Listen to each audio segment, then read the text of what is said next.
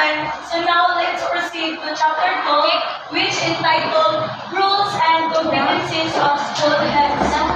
So now, atong ila-ilahon din si rules before tamo go further sa ato discussion. So atong ila-ilahon kung unsa tayo ni ang rules, unsa tayo ni ang competencies, ug kinsa tayo ni si school heads.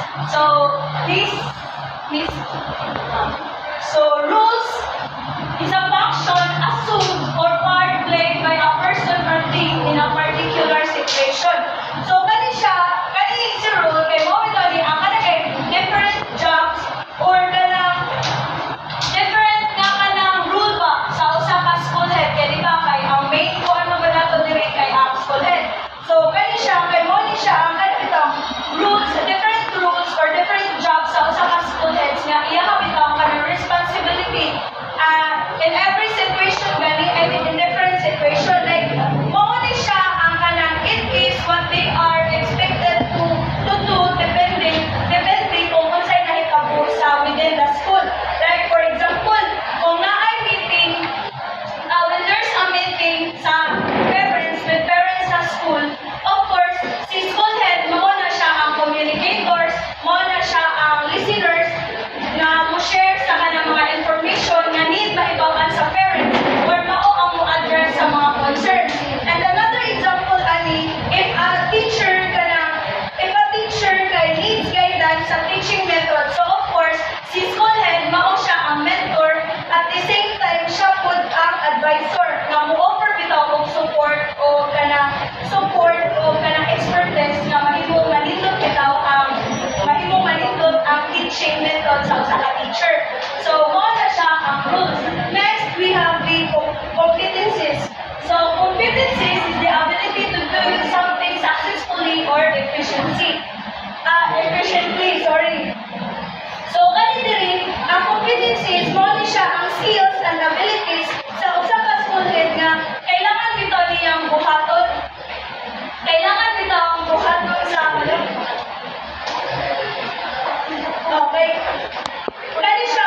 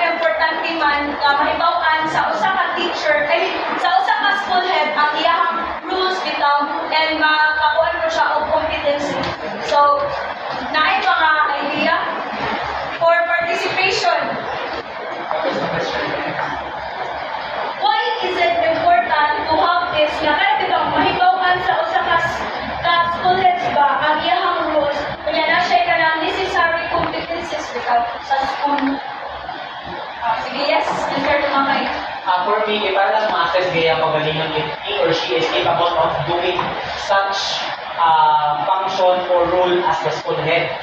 Kanang kakananiwan niya, kanang i-assess sa pag-ibig, if kanang qualified ba siya to do so, or kanang ba siya qualities, or kanang qualities and capabilities kung dugay kaamo sa kanula sa school head good kay being a school head is kanang di mamit siya nga kanalang like mag-lead by example, mag-assess sa mga problem, sa mga hatod kay para ma-improve ang quality of education within the school, ang pag-maintain sa security, ang well-being sa student, teacher, and so on staff.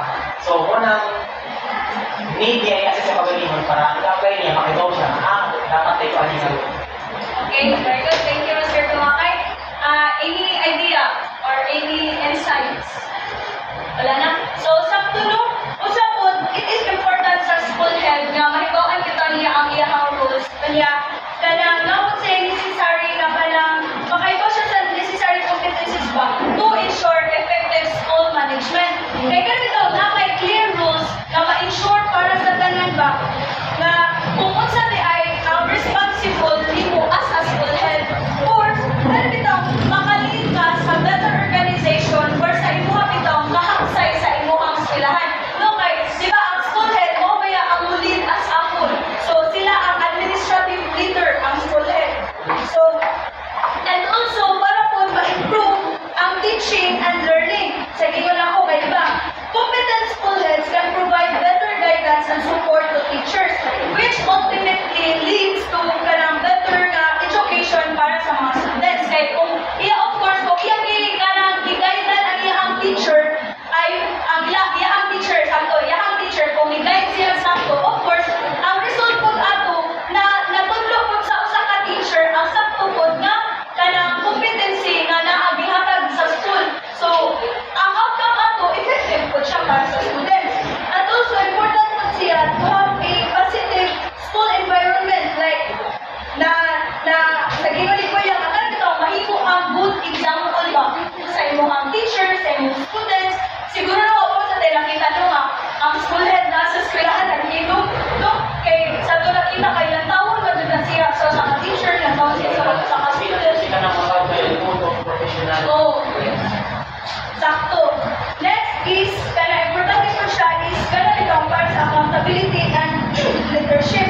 Kaya understanding their dual role as administrative and instructional leaders helps students be accountable for both the management and the academic success for the school. Kaya, di ba sa akong naibawaan ng board, kay hindi ka man sa siguro no, makanang mostly sa bid sa school, kay matanaw sad sila sa kanang image pa sa usa ka school, di ba? Kabantay mo kay ilabotan ang nga para ikaw mulindot mo para sikat kay ilang school image, no? Magtanaw mo sila na aside sa kanang sa students, ila po na-care po sila anak sa mga image. So next, we have the instructional leader versus administrative leader. So when we say instructional leader, he or she supervises instruction. So kani siya diri, kanila rule sa usa ka head teacher or sa tao nga kanang most focused bitaw on how good the teaching and learning are in the school. Like diri kay make sure niya nga ang teachers are effective and ang mga estudyante is nakaka-conjure. So, ang instructional leader, sa gibalik-balik ang conjure, mo ni siya ang mo supervise o kanang instruction ba. Like sila, si school head ang observe sa teaching, siya ang muhatag sa teachers, o kanang feedback like, remember mo pag high school nga ang teacher, si school head like, naagi ka ng observation ba sa usa ka teacher? Nahitabo ka na sa o di ba ang teacher, di ba mostly na yung teachers nga kaya ito muhatag sila o gani o muhatag sila og script na ay ikaw answeran niya ikaw ka na niya kaya nga nung naman ko na sila reason behind anak kay of course gi-observaran sila broad rating sa kanila so inunana po si school head mo na ang trabaho ni school head. Mo-observe po siya sa teachers para makahatag po siya o feedback kung unsa di ay ang angay bitaw buhaton sa usa ka teacher nga mahimo mo improve po siya next time if and only if nga naa siya kanang kailangan mo school. So next, we have the administrative leader. Si administrative leader, wala siya ang concerns of physical improvement and funds received. So, when we say concerns of physical improvement, there is a gospel, for example, sa kanang building na ay, di ba, kung makuha man ato ang classroom, so di ba, magtao ng building, ay magpatawa ng building. So, kani si administrative leader, mo di siya ang more on ka na, ibutang na lang, mahot siya o ka ng treasurer, kaya mo siya ang manage nito. So, ang kani si administrative leader, ang iyang role ani is more on about managing the school as a whole. Usan lang iyang pagtanawa. So, it's about making sure the school has the resources it needs and runs smoothly. So, for example, ani, ang school principal who works on getting funding to build a new library or who oversees the repair of the school's air conditioning system is acting as an administrative leader. So, mahog siya o manager or treasurer si school head. So, nara ko ipaunta na or paspas na? Mag-gets ka? So, gano'ng importante ba niya siya? So, no, it's crucial for a school head to be both an effective instructional leader and an administrative leader. So, sakto kay because effective teaching and learning, like, kabatay mo without the instructional leadership mong yun. Kay ang quality bitaw ang quality sa teaching, kay mura siya mahimo na yung suffer ba, masuffer na kay wala naman kung dili na to ka ng kung bitaw, like, si Oseladan, for example, si teacher kay dili siya prepare. So, mahitabo naman na si students po, wala'y makatunan ng tarong. No, mag-gets ka? Next. Say na. So, competencies for school heads. The NCBSSH. So, kani NCBSSH, mali siya si National Competency Based Standards for School Heads. So, si DepEd ang nag-issue ani. So, isa na yung mga idea for participation. Wala? Matawag ko? Sige. Sige, si Miss Manatag. Basta lang dahil na, give ka ng mga insight.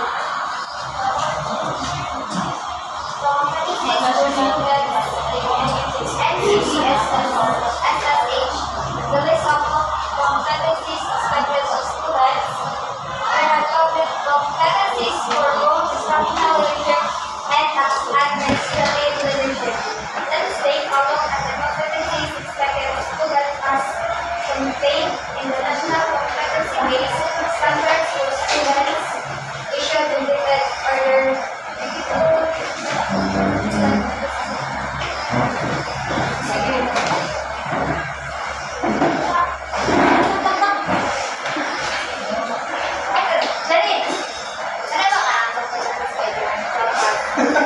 Guidelines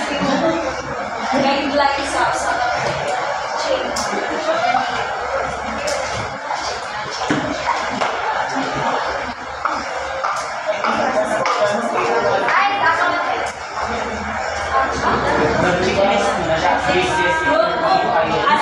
thank you, Miss. So, ang kanya siyang NCBSSH kay mura niya siya rule book gani na kanang guidelines di mo ba? Nagets ra? For basihan nila sa mag-qualify sa usa ka qualify na siya to be a school head. Or checklist na siya sa qualification ba? Kung sa kanang qualify, apply pa rin mo.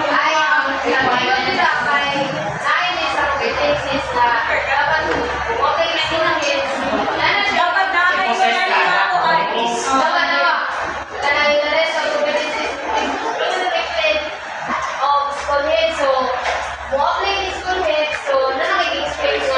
quality.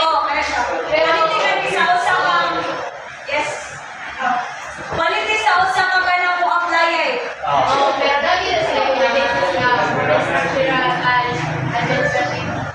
Holistic na siya. Sige. Ano gets ra? Yes. Sige, next. Ang core principle. Next. So, core principle.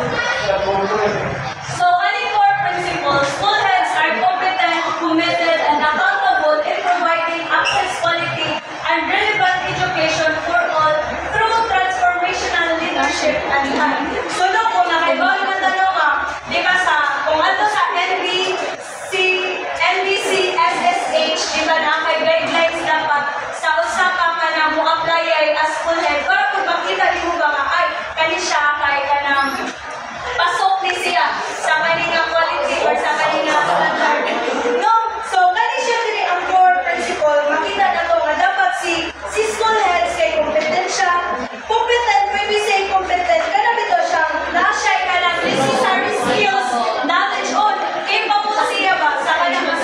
decision.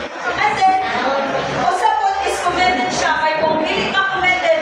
For example, sa atoa, ato lang na doon, sa atoa as ka ng student or educators, future educators, di ba? If dili ka commended sa atoa pag-study, ang resulta ba may tagrado o mag-9-7 ka kay mahimo kang ma-dislodge, di ba? Knowing na ang atoang course, kay needed siya nga nahanay ka rin ang grade niya. Murag, mao siya grade niya i-maintain nato.